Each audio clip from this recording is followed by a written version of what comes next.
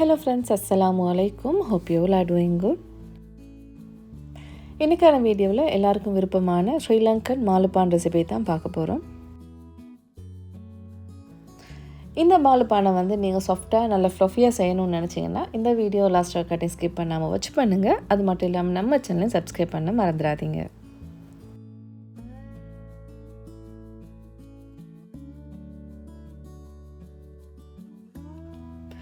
இந்த மாலுப்பான் ரெசிபி செய்கிறதுக்கான மாவை ப்ரிப்பேர் பண்ணிக்கொள்வோமா. ஒரு பவுலில் 1 கப் அளவுக்கு நல்ல உணவான தண்ணியாக சேர்த்துக்கொள்ளுங்க. 1.5 டேபிள் ஸ்பூன் அளவுக்கு சுகரும் 1 டேபிள் ஸ்பூன் ஈஸ்டையும் சேர்த்து லைட்டாக ஒரு மிக்ஸ் ஒன்று கொடுத்துருங்க. இந்த மாதிரி மிக்ஸ் ஒன்று கொடுத்துட்டு ஒரு 5 நிமிஷம் இதை ஓரமாக்கி அப்படியே வச்சுருவோம். இங்கே ஒரு பவுலில் 3 கப் மாவு ப்ளஸ் நிறச்சி 2 டேபிள் ஸ்பூன் அளவுக்கு மாவு எடுத்துருக்கேன். இதோட நிறச்சி 1 டேபிள் ஸ்பூன் அளவுக்கு மில்க் பவுடர் சேர்த்துக்கொள்வோம். ஸோ மில்க் பவுடரும் சேர்த்துட்டு இதுக்கும் ஒரு லைட்டாக ஒரு மிக்ஸ் ஒன்று கொடுத்துருங்க. நெக்ஸ்ட் ஒரு 5 நிமிஷத்துக்கு பின்னாடி பார்த்தீங்கன்னா இந்த ஈஸ்ட் நல்லா ஆக்டிவாக இருக்கு இல்லையா. ஸோ இந்த டைமில் இதுக்கு ஒரே ஒரு முட்டை சேர்த்துக்கொள்வோம். மிக்ஸ் பண்ணி வச்சுருந்த மாவையும் இதோடய சேர்த்துக்கொள்வோம். லாஸ்ட்டாக இதுக்கு 1 டேபிள் ஸ்பூன் அளவுக்கு உப்பையும் சேர்த்து இதை பிசைஞ்சு எடுத்துக்கொள்வோம். இந்த மாவு பிசைஞ்செடுக்கிறதுக்கு நான் ஸ்டாண்ட் மிக்சர் யூஸ் பண்ணுறேன். அதே டைமில் நீங்கள் கையால் கூட பிசைஞ்சு எடுத்துக்கொள்ளலாம். ஈஸ்ட் மிக்ஸ் பண்ணியிருந்த தண்ணியும் முட்டையும் மட்டும்தான் சேர்த்துருக்கேன். ஸோ இதுக்கு ஒரு முறை லைட்டாக இந்த மாவு மிக்ஸ் ஆகி வர டைமில் இதுக்கு 1/4 கப் அளவுக்கு ஆயில் சேர்த்துக்கொள்வோம். ஆயில் விருப்பம் இல்லைன்னு நினச்சிங்கன்னா நீங்கள் 1/4 கப் அளவுக்கு பட்டர் மெல்ட் பண்ணி சேர்த்துக்கொள்ளுங்க. எப்பயும் சொல்கிற ஒரு விஷயம் தான், நம்ம இந்த மாதிரி ஃபில்லிங்கெல்லாம் வச்சு செய்யும்போது இந்த பன்னுக்கு நீங்கள் பட்டர் எட் பண்ணுறதை விட ஆயில் எட் பண்ணிங்கன்னா அதோட டெக்ஸ்சர் நல்லாயிருக்கும்.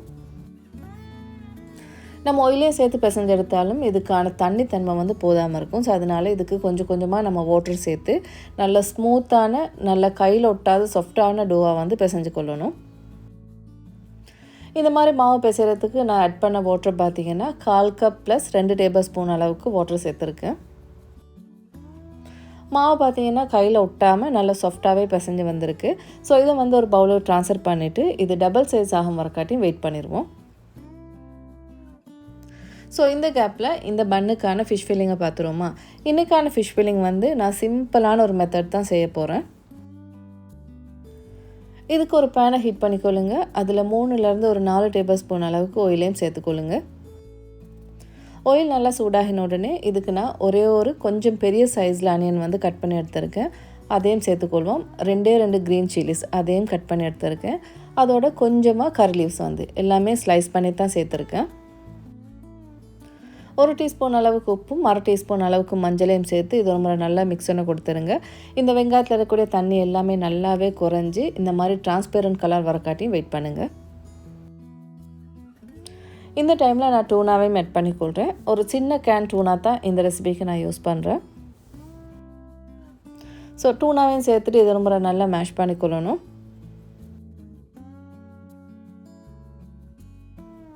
கறிபன் கொஞ்சமாக காரமாக இருந்துச்சுன்னா டேஸ்ட்டும் நல்லாயிருக்கும். ஸோ அதனால் கொஞ்சம் காரமாக இருக்கிற மாதிரி தான் இதுக்கான மசாலாவை ஆட் பண்ண போகிறேன். 1 teaspoon pepper powder, 2 teaspoon chilli flakes இதையும் சேர்த்துக்கொள்வோம். உங்களோட காரத்துக்கு ஏற்ற மாதிரி இந்த மசாலாவை நீங்கள் அட்ஜஸ்ட் பண்ணி சேர்த்துக்கொள்ளலாம். இது ஆயிலில் நல்லா கொஞ்சம் நேரம் குக்காகி வர டைமில் இதுக்கு நம்ம பாயில் பண்ண பொட்டேட்டோ சேர்த்துக்கொள்வோம்.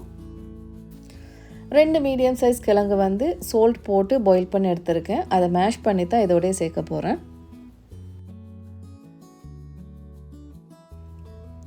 கிழங்கு பாயில் பண்ணும்போதும் உப்பு போட்டிருந்தேன். அதே மாதிரி இப்போ இருக்கக்கூடிய அனியனுக்கும் உப்பு போட்டிருந்தேன். ஸோ இது ரெண்டையுமே நல்லா மிக்ஸ் பண்ணிவிட்டு ஒரு முறை உப்பை கொஞ்சம் டெஸ்ட் பண்ணி பார்த்துக்கொள்ளுங்க. எனக்கு இன்னும் கொஞ்சம் உப்பு சேர்க்கலாம் மாதிரி தோணுச்சு. ஸோ அதனால் இன்னொரு டீஸ்பூன் அளவுக்கு உப்பையும் சேர்த்து இது ஒரு முறை நல்லா மிக்ஸ் பண்ணி எடுத்துருந்தேன். சேம் டைம் உங்களுக்கு இந்த ஃபில்லிங்க்கு லீக்ஸ் கூட சேர்த்து செய்யலாம். ஸோ இன்றைக்கி நான் அதெல்லாமே அவாய்ட் பண்ணிவிட்டு சிம்பிளான ஃபில்லிங்காக தான் ப்ரிப்பேர் பண்ணியிருக்கேன். ஸோ ஆல்மோஸ்ட் ஃபில்லிங்கும் ரெடி ஆகியாச்சு. ஸோ மாவு பார்த்திங்கன்னா மாவுமே நல்லா டபுள் சைஸாக வந்திருக்கு. ஸோ இது ஒரு முறை கையில் எடுத்து ஒரு டோ ஃபார்மாக ஃபஸ்ட்டுக்கு இதை ஷேப் பண்ணிக்கொள்ளணும். நெக்ஸ்ட் நீங்கள் பன் எந்த சைஸில் செய்ய போகிறீங்களோ அந்த சைஸுக்கு தேவையான மாதிரி இந்த மாதிரி சின்ன சின்ன பவுல்ஸாக செப்பரேட் பண்ணிக்கொள்ளுங்க. நம்ம பேக்கரிலாம் வாங்கும்போது மாலுப்பான் ஒரு ரெகுலர் சைஸில் இருக்கும் இல்லையா, ஸோ அதே மாதிரி சைஸில் தான் இன்றைக்கி நான் செய்ய போகிறேன். இந்த மாதிரி சைஸில் இன்றைக்கான மெஷர்மெண்ட்டில் பார்த்தீங்கன்னா ஒரு 12 பீசஸ் மாதிரி தான் பேக் பண்ணி எடுக்கலாம். ஸோ இந்த மாதிரி செப்பரேட் பண்ணி எடுத்த பவுல் ஒவ்வொன்றையுமே வந்து நம்ம ரோல் பண்ணிக்கொள்வோம். ரோல் பண்ணும்போது மிச்சம் தின்னாக ரோல் பண்ணாமல் ஒரு மீடியம் திக்னஸில் மாதிரி ரோல் பண்ணிக்கொள்ளணும். இந்த மாதிரி ரோல் பண்ணிவிட்டு தேவையான அளவுக்கு ஃபில்லிங்கையும் சேர்த்துக்கொள்ளுங்க.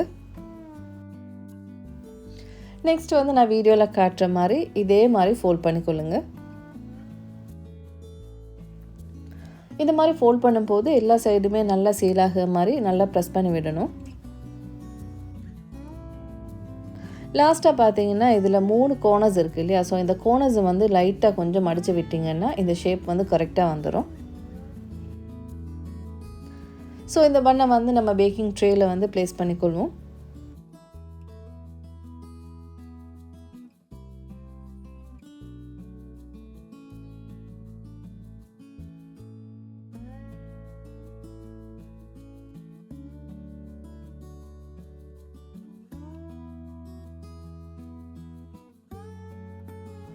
ஸோ இந்த மாதிரி எல்லா பண்ணையுமே வந்து ஃபோல்ட் பண்ணி எடுத்துக்கொள்வோம். ஃபோல்ட் பண்ண பன் எல்லாத்தையுமே நம்ம பேக்கிங் ட்ரேயில் ப்ளேஸ் பண்ணிக்கொள்வோம்.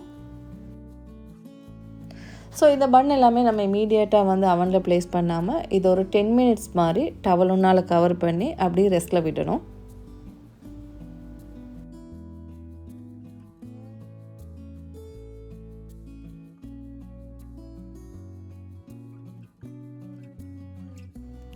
இது ரெஸ்ட்டில் இருக்கக்கூடிய அதே டைமில் அவனையும் ப்ரீஹீட் பண்ணிக்கொள்ளுங்க. நான் மோஸ்ட்லி வந்து பேக்கிங் ஐட்டமெல்லாம் வந்து 180°ல தான் பேக் பண்ணிக்கொள்வேன். ஸோ நெக்ஸ்ட் பார்த்தீங்கன்னா இதுக்கான எக் வாஷ் பார்த்துருவோம். இதுக்கு ஒரே ஒரு முட்டையோட மஞ்சளும் 1 டேபிள் ஸ்பூன் அளவுக்கு மில்க்கும் சேர்த்து இதை ரொம்ப நல்லா மிக்ஸ் பண்ணிக்கொள்ளுங்க. ஆஃப்டர் 10 மினிட்ஸில் பார்த்தீங்கன்னா பன் வந்து கொஞ்சம் சைஸில் டிஃப்ரெண்ட் ஆகிருக்கு இல்லையா, ஸோ இந்த டைமில் நம்ம எக் வாஷையும் பண்ணிடுவோம்.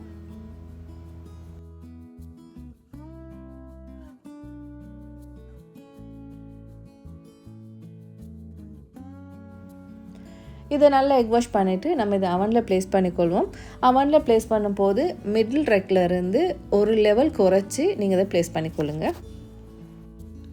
டிபெண்ட் ஆன் த அவன் வந்து பேக்கிங் டைமும் வந்து டிஃப்ரெண்ட் ஆகும். ஸோ அதனால் டைமை வந்து நீங்கள் பெரிய விஷயமாக யோசிக்காமல் அதுக்கான ஒரு டிப்ஸ் வந்து உங்களுக்கு சொல்லித்தரேன். பன்னில் மேலே இருக்கக்கூடிய லேயர் வந்து இந்த மாதிரி நல்ல கலர் மாதிரி நல்ல ஒரு கோல்டன் ப்ரௌனுக்கு வந்துடணும். அதே டைமில் நீங்கள் ட்ரேலேருந்து பன் எடுக்கும்போது ஸ்டிக் ஆகாமல் ஈஸியாக எடுக்கக்கூடிய மாதிரி இருந்துச்சுன்னா உங்கள் பன் வந்து பர்ஃபெக்டாகவே வந்து பேக் ஆகிருக்கு. ஸோ எப்பயும் போல் பேக் பண்ணி நீங்கள் எடுக்கக்கூடிய ட்ரேயை வந்து ஒரு டவலுனால் கவர் பண்ணி அதில் சூடு குறையும் வரக்காட்டி அப்படியே விட்டுறணும். ஸோ பன்ட சூடெல்லாம் குறைஞ்சது பின்னாடி தான் பார்க்குறீங்க நல்ல சாஃப்டாகவும் நல்ல ஃப்ளஃபியாகவும் வந்திருக்கு பன். ஸோ இதை ஓப்பன் பண்ணியே காட்டுறேன், எந்த அளவுக்கு சாஃப்டாக இருக்குன்றது உங்களுக்கே புரிஞ்சிடும்.